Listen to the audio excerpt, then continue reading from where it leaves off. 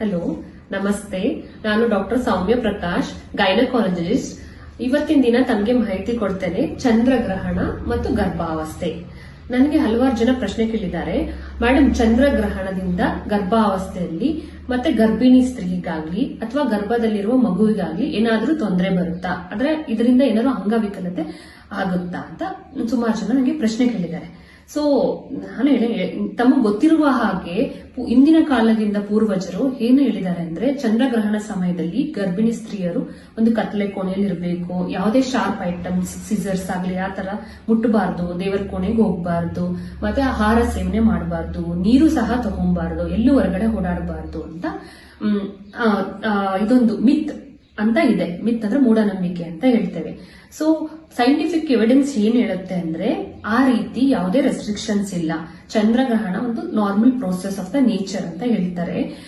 ಇದರಿಂದ ಗರ್ಭಾವಸ್ಥೆಯಲ್ಲಿರುವ ಮಗುವಿಗೆ ಯಾವುದೇ ಅಂಗವಿಕಲತೆ ಬರುವುದಿಲ್ಲ.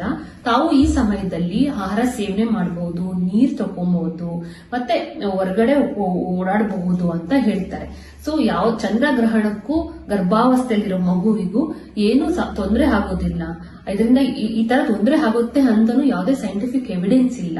ಸೊ ತಾವು ದೈನಂದಿನ ಕಾರ್ಯಕ್ರಮಗಳು ಅಂದ್ರೆ ಏನಿದೆಯೋ ರೂಟೀನ್ ಆಕ್ಟಿವಿಟೀಸ್ ಅಂತ ಹೇಳ್ತೀವಲ್ಲ, ರೂಟೀನ್ ಆಕ್ಟಿವಿಟೀಸ್ ಅದು ಮಾಡಬಹುದು. ನಮ್ಮ ದೇಶದಲ್ಲಿ ಚಂದ್ರಗ್ರಹಣ ಯಾವಾಗ ಕಾಣುತ್ತೆ ಇವತ್ತಿನ ದಿನ ಅಂದ್ರೆ ಸುಮಾರು 8:58 ರಾತ್ರಿ 1:30 ಇರುತ್ತೆ. ಸೊ ಚಂದ್ರಗ್ರಹಣಕ್ಕೂ ಮತ್ತೆ ಗರ್ಭಾವಸ್ಥೆಯಲ್ಲಿರೋ ಮಗುವಿಗೆ ಏನು ಸಂಬಂಧ ಇಲ್ಲ. ತಾವು ರೂಟೀನ್ ಆಕ್ಟಿವಿಟೀಸ್ ಮಾಡಬಹುದು, ಯಾವುದೇ ರೆಸ್ಟ್ರಿಕ್ಷನ್ಸ್ ಇಲ್ಲ ಅಂತ ಸೈಂಟಿಫಿಕ್ ಎವಿಡೆನ್ಸ್ ಹೇಳುತ್ತೆ. ಧನ್ಯವಾದಗಳು.